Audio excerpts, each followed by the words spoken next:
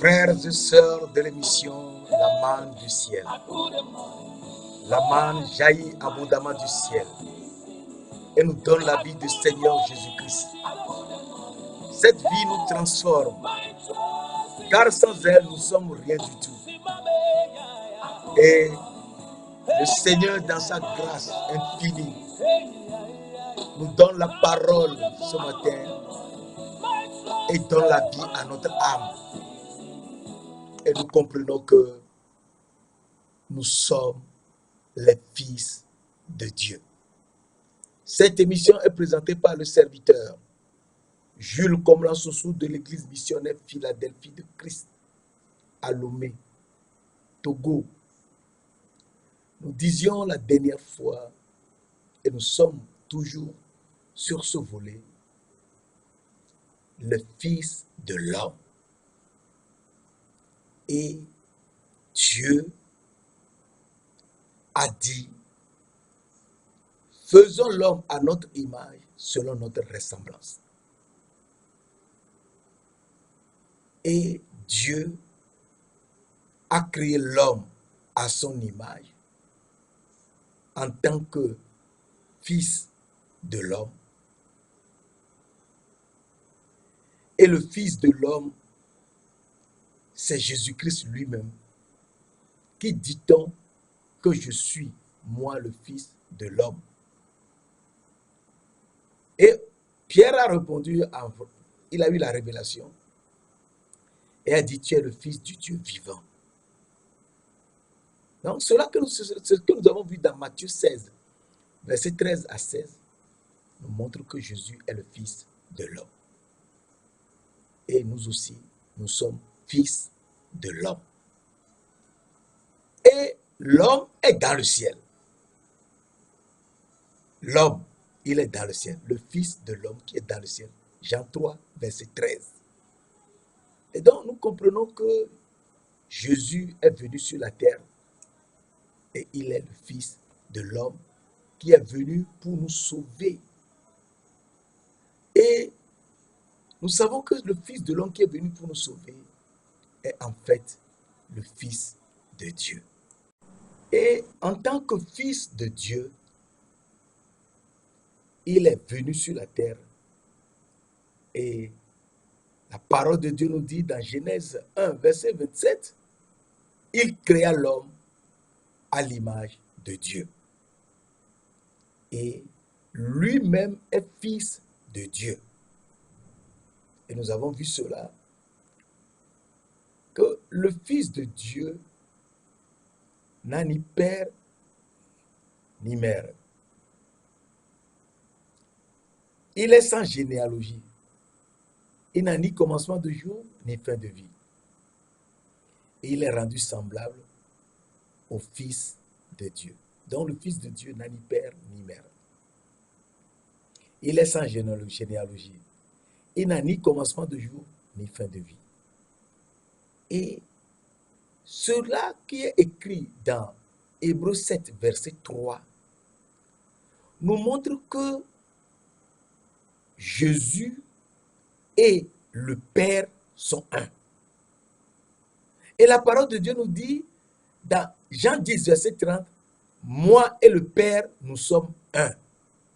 Alors les Juifs ont voulu le lapider et nous avons vu que Jésus leur a dit, moi-même, je suis le Fils de Dieu. Jésus a dit clairement dans Jean 10, verset 36, je suis le Fils de Dieu. Donc, à partir de là, nous comprenons que Jésus est le Fils de Dieu. Et il a été arrêté par les souverains sacrificateurs, le Sanhédrin, tout le reste, parce qu'il a dit qu'il est le Fils de Dieu.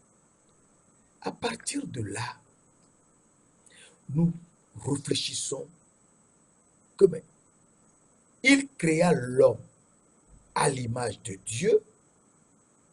Cela veut dire que Dieu a créé l'homme à l'image de Dieu. Et lui-même, il est le Fils de Dieu, il est l'image de Dieu. Car nous avons vu que Jésus-Christ est l'image de Dieu. Il est l'image du Dieu invisible. Et il est l'image de Dieu. Et l'image de Dieu, c'est le Fils de Dieu. À partir de là, nous réfléchissons et nous comprenons que si nous aussi, nous sommes fils de Dieu, cela veut dire que Jésus nous a transformés.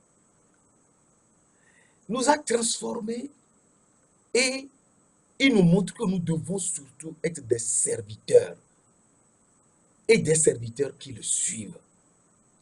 Il faut suivre le Seigneur Jésus-Christ, être serviteur, prêcher la parole de Dieu partout et pardonner aux autres leurs offenses, afin que notre Père qui est dans les cieux nous pardonne aussi nos offenses, et être saint serviteur comme lui-même, il est saint serviteur. Parce que le saint serviteur Jésus-Christ est le Fils de Dieu. Et donc il faut que nous aussi, nous soyons de saints serviteurs pour être fils de Dieu. Nous sommes serviteurs en suivant le saint serviteur qui est serviteur, et il faut que nous le suivions en étant comme lui-même, en étant saint. Et être saint, c'est pardonner aux autres leurs péchés, leurs fautes, leurs offenses. C'est ça la sainteté. Et donc, Jésus, qui est le Fils de Dieu, veut nous montrer qu'une fois que nous sommes saints serviteurs, nous devenons aussi des fils de Dieu. Et là, la parole de Dieu nous dit, dans Galates 3, verset 26, « Car vous êtes tous fils de Dieu par la foi en Jésus-Christ. » Vous êtes tous fils de Dieu par la foi en Jésus-Christ. Nous avons vu que Dieu créa l'homme à son image, et au deuxième niveau, il le créa à l'image de Dieu. Et l'image de Dieu, c'est Jésus-Christ qui est l'image de Dieu. Et Jésus-Christ qui est l'image de Dieu est le Fils de Dieu. Et Jésus-Christ qui est le Fils de Dieu est le Saint Serviteur. Et donc, nous avons vu que nous aussi, nous sommes serviteurs et nous allons prêcher la parole de Dieu partout. Mais il faut qu'on soit de saints serviteurs. Et en allant prêcher la parole de Dieu partout, il faut qu'on pardonne aux autres leurs offenses. Et donc, demander à Dieu de nous aider en le suivant à pardonner aux autres leurs offenses. Et donc, une fois qu'on commence cela, nous devenons des fils de Dieu. Et Colossiens, et Galates 3, verset 26 nous dit, vous êtes tous fils de Dieu par la foi en Jésus-Christ. Donc, ce n'est qu'en Jésus-Christ que nous devons croire, avoir la foi en ses paroles, en tout ce qu'il nous a fait pour devenir fils de Dieu. Et donc, à partir de là, nous comprenons que Jésus-Christ, c'est lui que nous devons suivre. C'est lui que nous devons écouter. C'est lui qui est le saint serviteur. Et donc, il fait de nous des serviteurs et des prophètes, en allant prêcher partout la parole. Et étant des serviteurs et prophètes, eh bien, nous devons pardonner aux autres leurs offenses. Et à partir de là, nous devenons aussi des serviteurs. Et Jésus-Christ qui nous a fait cela nous montre très bien que nous devons avant tout croire que sans lui, nous ne pouvons rien faire. Nous sommes ceux qu'il a aimés. Et étant ceux qu'il a aimés, eh bien, nous devons comprendre une chose fondamentale, c'est que sans lui, nous ne sommes rien du tout. Et donc, il nous dit dans Matthieu 5, verset 9, Matthieu 5, verset 9, nous qui croyons en Jésus-Christ, nous qui avons la foi en Jésus-Christ, eh bien, il fait de nous des fils de Dieu. Eh bien, Matthieu 5, verset 9 nous dit, « Heureux ceux qui procurent la paix, car ils seront appelés fils de Dieu. » Et je répète, « Heureux ceux qui procurent la paix, car ils seront appelés fils de Dieu. » Donc, il faut qu'on procure la paix, car Jésus-Christ est le prince de la paix. Et donc, étant le prince de la paix, il faut que partout, il y ait la paix entre nous et les autres. Comment il peut y avoir la paix entre nous et les autres? Il faudrait que nous nous pardonnions aux autres leurs offenses. Et à partir de là, nous faisons la paix avec tout le monde. Même si on ne se salue pas ou on ne se jette pas les uns sur les autres, nous pardonnons aux autres leurs offenses. Tout ce qu'ils nous ont fait, il faut pardonner. À partir de là, nous comprenons qu'en pardonnant aux autres, en procurant la paix autour de nous, nous sommes fils de Dieu. Et pour être fils de Dieu, il faut donc aimer les autres comme nous-mêmes. C'est très important.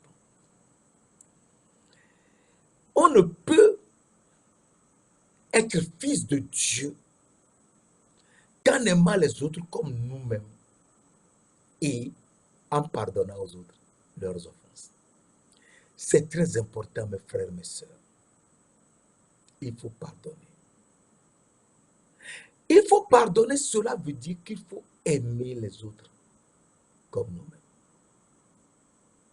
Être fils de Dieu et suivre Jésus-Christ, c'est aimer les autres comme nous-mêmes et donc leur pardonner. Alors, Jésus-Christ nous a montré sur la montagne du sermon un verset terrible, au-delà de Matthieu 5, verset 9, que nous venons de lire tout à l'heure. Heureux ceux qui procurent la paix, car ils seront appelés fils de Dieu. Il y a un autre verset que Jésus a enseigné sur la montagne du sermon. Et ce verset est très important. Cela se trouve dans Matthieu 5, toujours Matthieu 5, verset 43 à 45. Vous avez appris qu'il a été dit, tu aimeras ton prochain et tu haïras ton ennemi. Cela se trouve dans Lévitique 19, verset 18.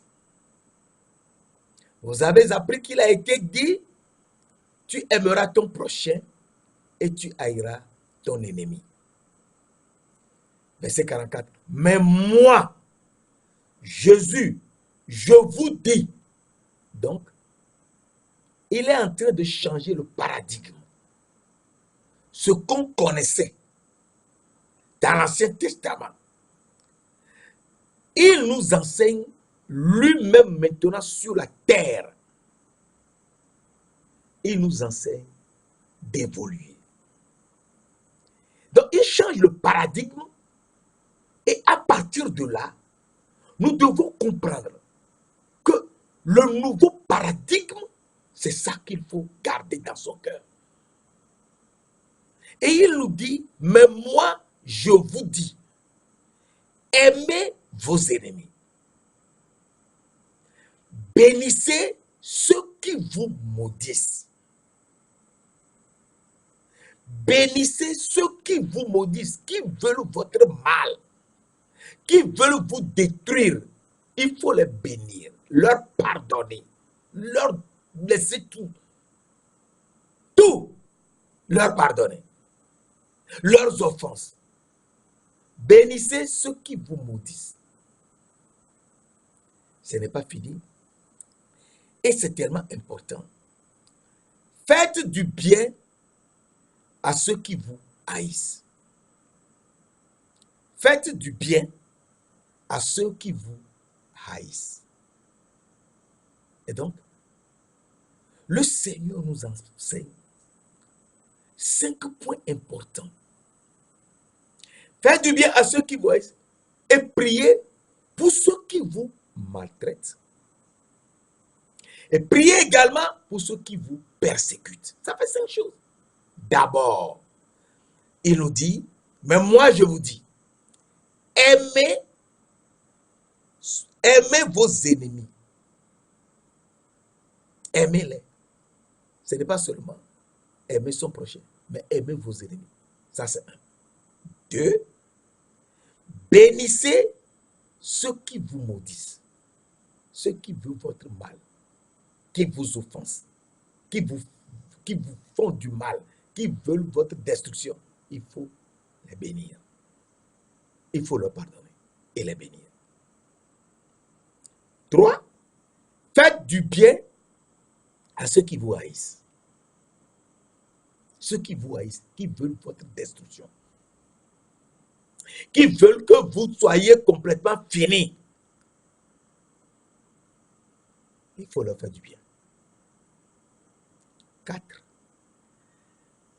priez pour ceux qui vous maltraitent. Ceux qui vous maltraitent. Priez pour eux. Priez pour eux comment? En priant, en demandant au Dieu Tout-Puissant de leur faire du bien. Priez pour eux. Priez que Dieu les délivre de la malédiction qu'ils ont. Priez que Dieu les délivre des ténèbres dans lesquelles ils sont. Priez pour que Dieu les délivre des affres, des démons. Et 5, priez également pour ceux qui vous persécutent et veulent votre mal et veulent vous détruire. Alors, le Seigneur nous dit, verset 45, afin que vous soyez fils de votre Père qui est dans les cieux. Afin que vous soyez fils de votre Père, donc fils de Dieu le Père qui est dans les cieux. Afin que vous soyez fils de votre Père qui est dans les cieux. Donc on ne peut être fils de notre Père qui est dans les cieux qu'en faisant 5 choses fondamentales. Primo, il faut aimer nos ennemis. Deuxièmement, il faut bénir ceux qui nous maudissent.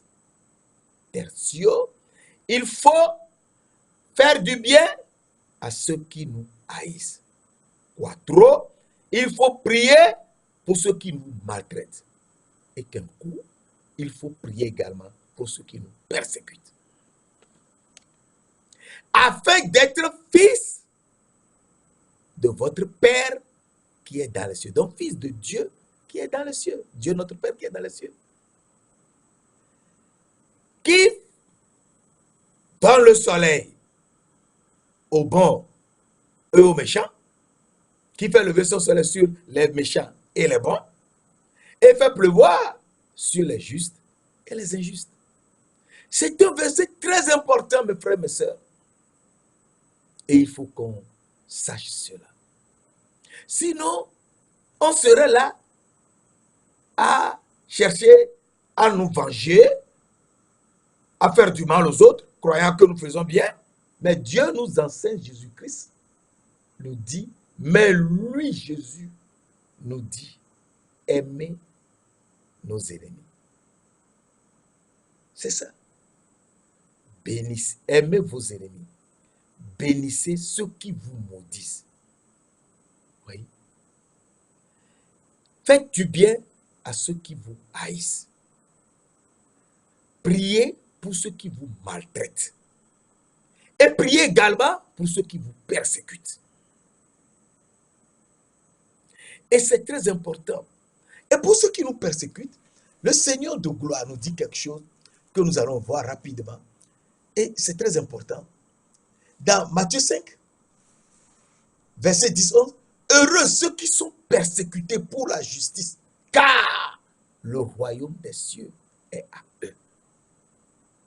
Heureux ceux qui sont persécutés pour la justice, car le royaume des cieux est à eux. C'est dans le royaume des cieux qu'il y a notre Père Céleste. Il faudrait qu'on fasse tout pour y retourner. Verset 11. Heureux serez-vous lorsqu'on vous outragera, qu'on dira mal de vous, qu'on fera du mal à vous, autour de vous. Heureux serez-vous lorsqu'on vous persécutera et qu'on dira faussement de vous toutes sortes de mal à cause de moi. À cause de moi, Jésus. C'est toujours sur la montagne de transfiguration qui nous enseigne cela. Et donc, il faudrait que nous sachions que pour être fils de Dieu, notre Père, dans les cieux, il nous faut aimer nos ennemis,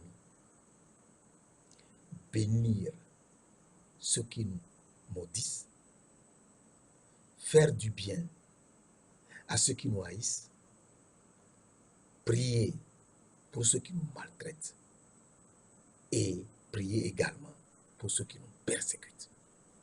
Car le royaume des cieux est à nous qu'on persécute. Heureux serez-vous lorsqu'on vous persécutera à cause de Jésus-Christ. Donc, nous comprenons que pour que nous puissions pardonner à tout le monde, pour que nous puissions bénir ceux qui nous maudissent, pour que nous faisions faire du bien à ceux qui nous haïssent, etc., il faudrait que le Saint-Esprit de Dieu vienne, nous couvre et nous baptise afin que nous soyons revêtus de Jésus-Christ et que nous le suivions.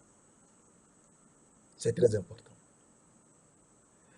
Il faut que le Saint-Esprit de Dieu, qui est l'Esprit de vérité, et qui est l'Esprit Saint qui nous enseigne tout, et nous rappelle tout ce que Jésus-Christ nous a dit avant de partir. Le Saint-Esprit qui est l'Esprit de vérité, qui est avec nous éternellement, qui nous enseigne tout et nous montre tout. Il faut que l'Esprit de vérité nous conduise pour que nous soyons véritablement des fils de Dieu. Alors, la parole de Dieu nous dit,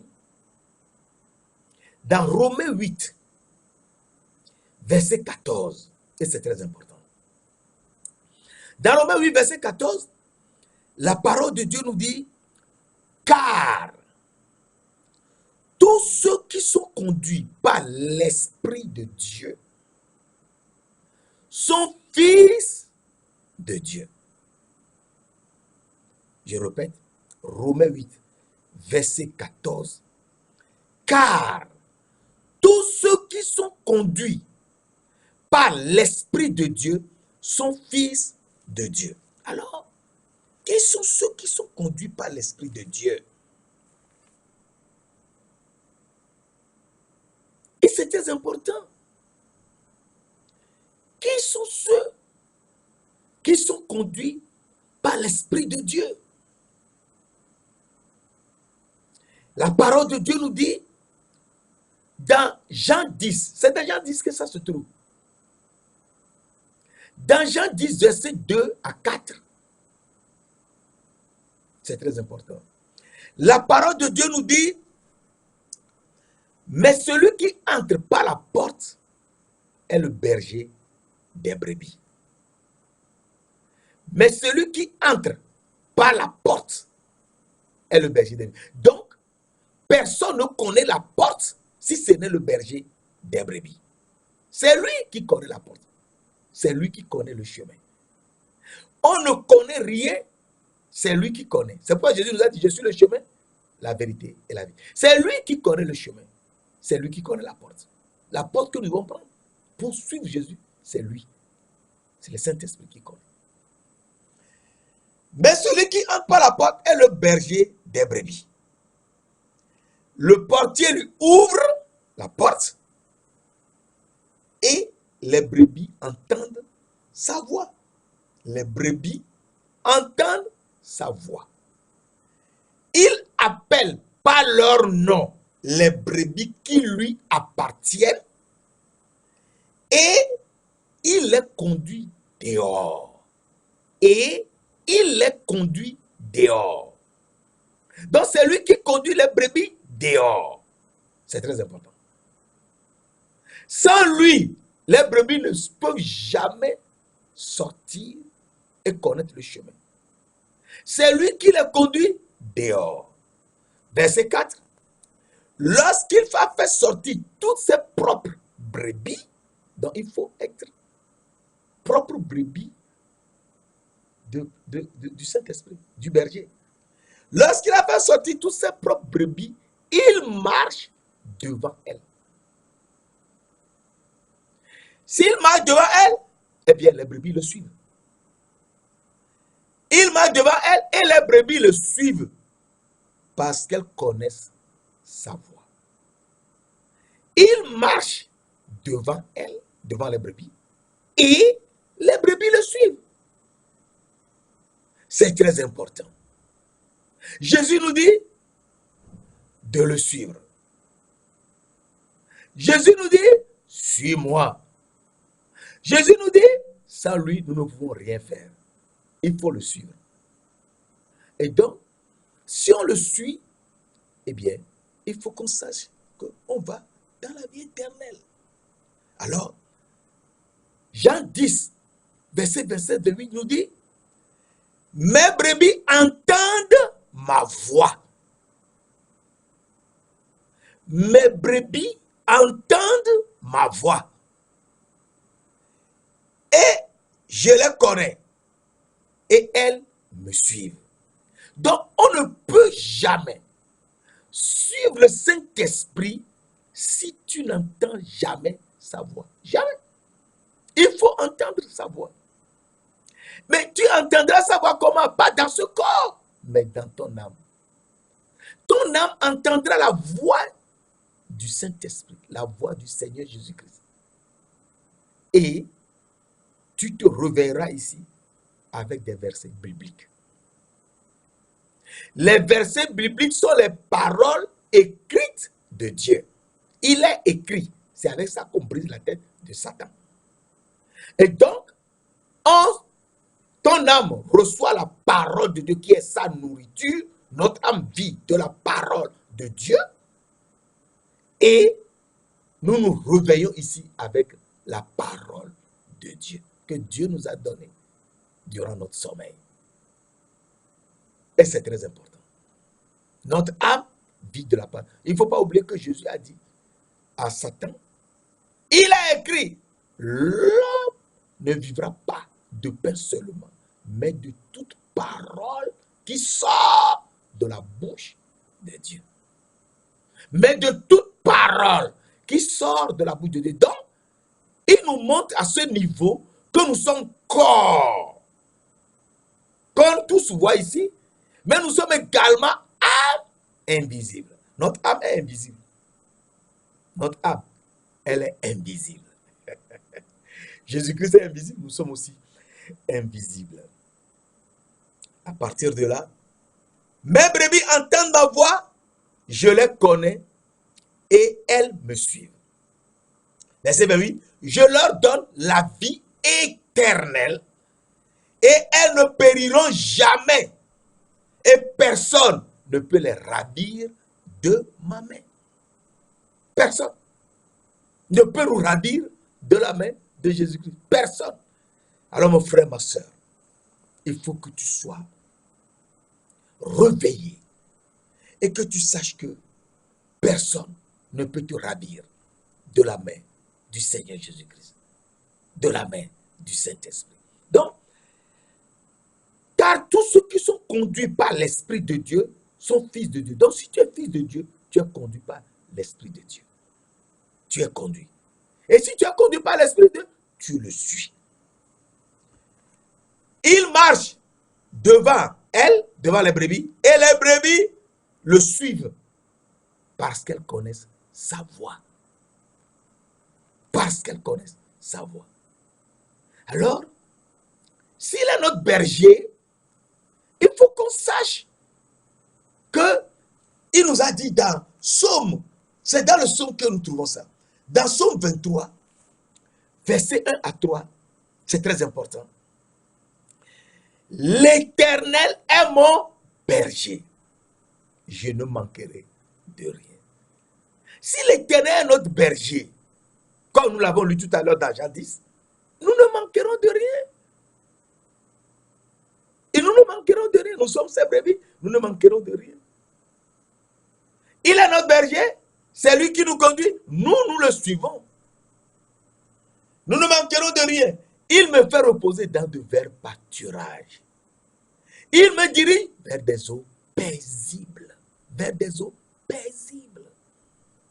C'est lui le prince de la paix. Il me conduit vers des eaux paisibles. Il restaure mon âme. Il restaure mon âme. Il me conduit dans les sentiers de la justice à cause de son nom. Il me conduit dans les sentiers de la justice à cause de son nom. Psaume 23, verset 1 à 4. Et à ce niveau, nous franchissons aussi facilement, puisque c'est notre âme. Il restaure mon âme et conduit mon âme dans les sentiers de la justice à cause de son nom. De son nom, je suis. Alors, s'il conduit notre âme est invisible. Si notre âme est invisible, nous franchissons le fleuve Pichon et nous allons complètement à Guillaume. Mes frères et mes sœurs, c'est très important. C'est très important. Il faut savoir que le psaume 27 nous montre un aspect tellement important que Dieu nous a révélé dans Genèse 2, versets 10 à 12, que je te lis cela. Genèse 2, versets 10 à 12. Oh, alléluia. Un fleuve sortait d'Éden pour arroser le jardin. Et là, il se divisait en 4 bras. Le nom du premier fleuve est Pichon. C'est celui qui entoure tout le pays de Havila, où se trouve l'or. L'or de ce pays est pur. On y trouve aussi le bdellium et la pierre d'onyx. Donc, on franchit, puisque nous sommes âmes vivantes, personne ne voit l'âme, nous sommes invisibles. On franchit Pichon, le fleuve Pichon, et nous allons au niveau du fleuve Gihon. Alors, on comprend que si l'Éternel nous conduit, eh bien, toute la création, sans aucune exception, attend avec un ardent désir la révélation des fils de Dieu. C'est toute la création qui attend ta révélation. C'est très important, mon frère, ma soeur. Il faut savoir que toute la création attend avec un ardent désir ta révélation. C'est une révélation. Ce n'est pas là, ce n'est pas quelque chose de simple. C'est une révélation. D'ailleurs, le Seigneur nous dit, et je te montrerai cela, dans Matthieu 11, verset 27, que nous lisons fréquemment, Matthieu 11, verset 27, qui est un verset tellement important. Toutes choses m'ont été données par mon Père. Matthieu 11, verset 27. Toutes choses m'ont été données par mon Père. Et personne ne connaît le Fils si ce n'est le Père. Personne non plus ne connaît le Père si ce n'est le Fils et celui à qui le Fils veut le révéler. Celui à qui le Fils veut le révéler. Donc c'est une révélation que le Fils seul, qui est le Père lui-même, va te révéler. C'est une révélation. Si ce n'est pas une révélation, tout le monde parlera de Jésus comme si c'était un petit copain dans le coin de la rue. Mais non, c'est notre Créateur. Jésus-Christ est notre Créateur. Il n'a ni père ni mère. Il est sans généalogie. Il n'a ni commencement de jour, ni fin de jour. Il est le même, éternellement le même. Il est le même, il est le seul Dieu. Il est le seul Dieu. Il est le Père des Lumières. Il est le Père de gloire. Il est tout pour nous. Il est le Père Saint. Il est le Père miséricordieux. Il est tout pour nous. Le Seigneur Jésus, c'est lui en qui il y a tout pour tous. C'est lui. Il faut le croire. Christ est tout et en tous. C'est lui. C'est lui qui opère tout en tous. Il est le même Dieu. Je suis le même hier, aujourd'hui et éternellement. Et donc à partir de là, nous savons que c'est une révélation que le Fils donne à ceux qui sont choisis d'avance, avant la fondation du monde. Qui sont ceux-là?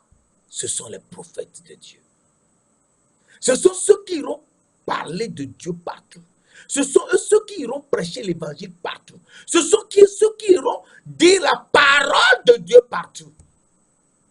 Et le Seigneur travaillera toujours avec eux et confirmera la parole par les miracles et les prodiges. Qui sont ceux-là? Je te l'avais montré. Ceux-là, ce sont ceux à qui Dieu même, le Seigneur de gloire, le Seigneur Dieu Tout-Puissant, l'Éternel des armées, révèle son secret. C'est son secret qu'il révèle à des gens. Et je te montre cela. Nous le lisons dans Amos. Amos 3. Amos 3.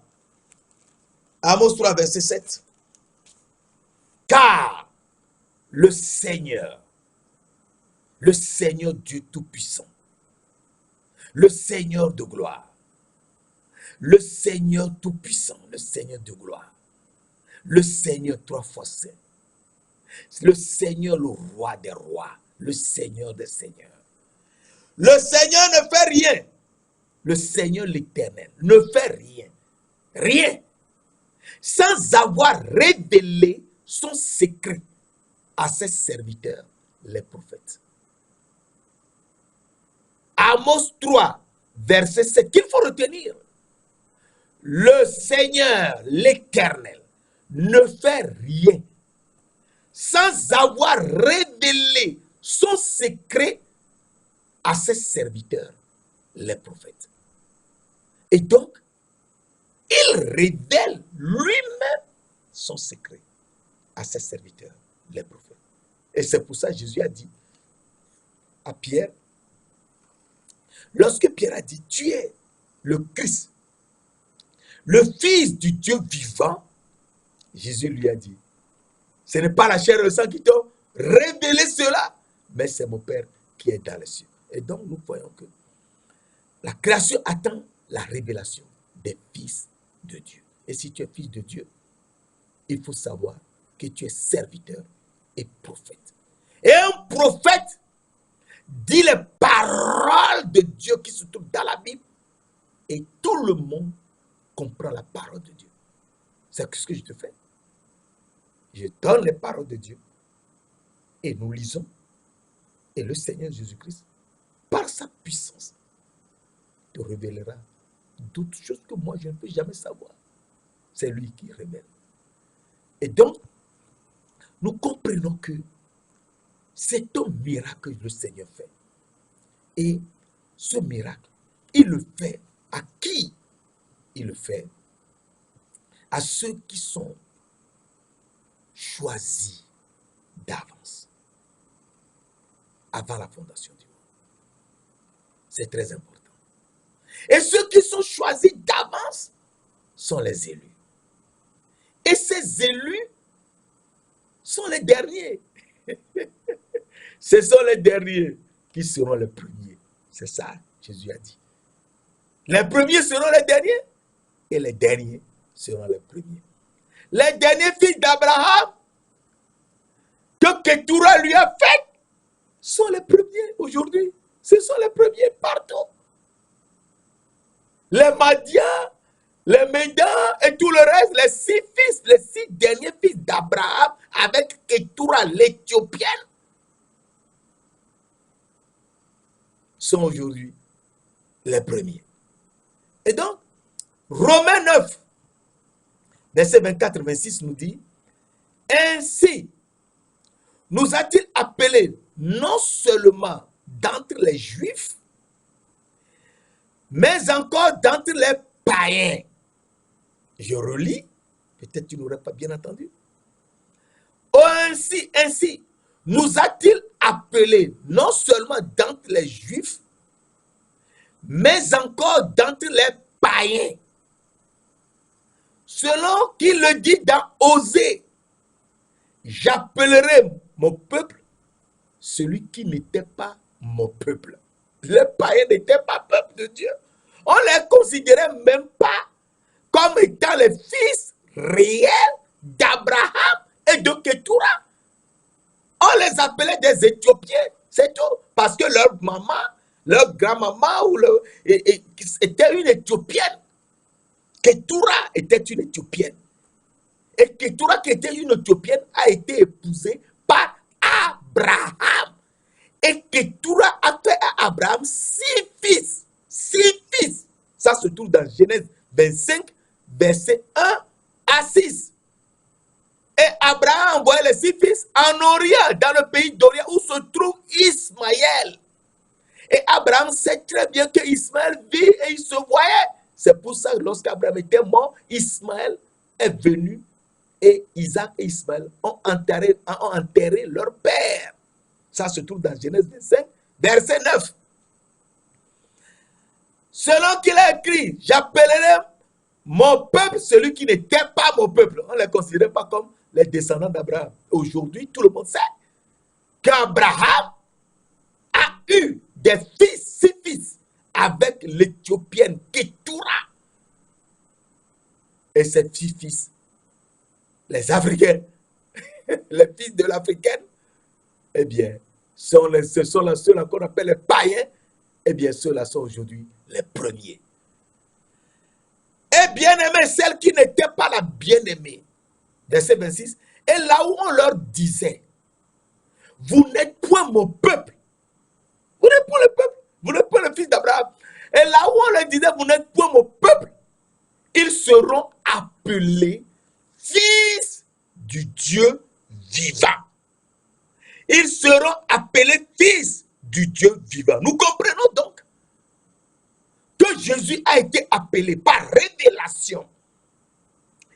Tu es le Christ, le Fils du Dieu vivant. Matthieu 16, verset 16. Et les païens aussi sont appelés fils du Dieu vivant. Nous comprenons donc que ces païens qui sont les fils d'Abraham et de Ketura, eh bien, sont appelés fils du Dieu vivant. Ceux-là qu'on ne considérait même pas comme peuple de Dieu. Parce qu'on ne les considérait pas comme les fils d'Abraham. Eh bien, ils sont appelés fils du Dieu vivant, comme Jésus-Christ même est le fils du Dieu vivant. À partir de là, nous comprenons que les païens qui ne cherchaient pas Dieu, les païens qui ne cherchaient pas Dieu ont obtenu la justice. La justice qui vient de la foi. Aujourd'hui, tous les païens, tous les Africains savent qu'ils sont sortis d'Abraham. Et c'est pour cela que la circoncision que Dieu a donnée à Abraham, dans Genèse 17, la circoncision est faite par la plupart des Africains. Mes frères, mes sœurs, il faut rester éveillé. Nous reviendrons sur Jésus-Christ est roi. Et là, nous parlerons bien des enfants d'Abraham et de Ketura. Donc, Romains 9, verset 30-31, que dirons-nous donc? Les païens qui ne cherchaient pas la justice ont obtenu la justice qui vient de la foi. Tandis qu'Israël, verset 31, tandis qu'Israël cherchait une loi de justice,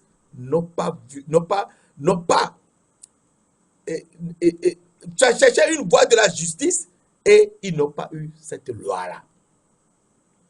Et donc, nous comprenons que si tu es fils de Dieu, du Dieu vivant surtout pour les païens, eh bien, il faut savoir que tu es ressuscité avec Jésus. Ton âme est ressuscitée. Ton âme est habillée. Les yeux de ton âme voient clair comme le soleil. Les yeux de ton âme brillent comme le soleil. Et tu portes des habits de lumière. Et donc, tu ne peux plus mourir. La mort est anéantie dans ta vie. Terminé. Ce corps que nous portons, c'est fait de la poussière. Mais toi-même, âme vivante, tu ne peux plus mourir. Car mourir, c'est perdre les yeux de l'âme et perdre ses habits. Mais une fois que les yeux de ton âme sont ouverts et que tu vois dans l'âme et que tu portes des habits de lumière dans l'âme, eh bien, tu ne peux plus jamais mourir. Et donc, Luc 20, verset 34-36 nous dit, Jésus leur répondit, les enfants de ce siècle prennent des femmes et des maris. Verset 35. Mais ceux qui seront trouvés dignes d'avoir part à la résurrection des morts, à la résurrection des morts. Tu es ressuscité. Tu ne mourras plus.